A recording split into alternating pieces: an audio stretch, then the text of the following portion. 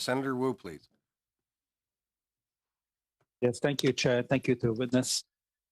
The focus of anti-dumping and countervailing duties is, of course, on protecting producers and now taking into account the interests of the workers of those industries as well.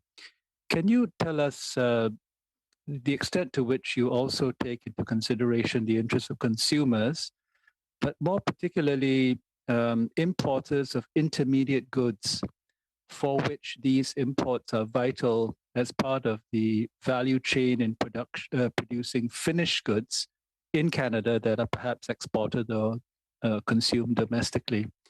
But how are the interests of the larger consumer base and importers of intermediate goods taken into account in these fundamentally protectionist measures? Mr. Winter, I'm turning to you, but it doesn't always have to be you. If you'd like to designate someone, you're in good numbers today as witnesses. So please feel free. Well, thank you. I think I can speak to this one from the policy level. I think an important distinction to make with respect to trade remedies and finance's role and the Minister of Finance's role in trade remedies is we establish the policy and legislative framework for these measures, where we do weigh all of these various interests, which I can speak to shortly. The role of the CBSA and the CITT in assessing, in the context of a particular case, whether the factors set out under the law have been met. As I mentioned at the outset, this is done in an arm's length, independent manner. So some of the factors that you've mentioned around impacts on consumers, these types of things, in terms of the case-by-case assessment, that they're assessing on the basis of what's in the law.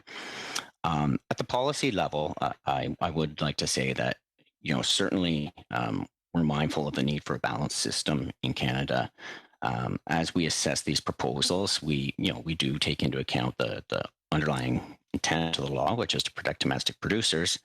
However, we want to ensure that the proper balance is struck between ensuring access to supply for intermediate producers, as you said, not unnecessarily or overstepping our bounds in terms of protecting the market from unfair trade.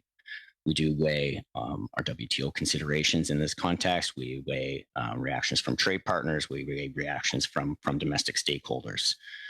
We did conduct public consultations on these measures for that very reason last summer, where we saw views from a range of stakeholders across the economy.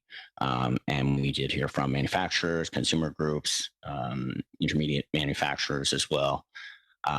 So all of these considerations were taken into account in the advice that was given to the minister that's reflected in these final outcomes. 1 minute, Senator Wu, if you have a follow-up.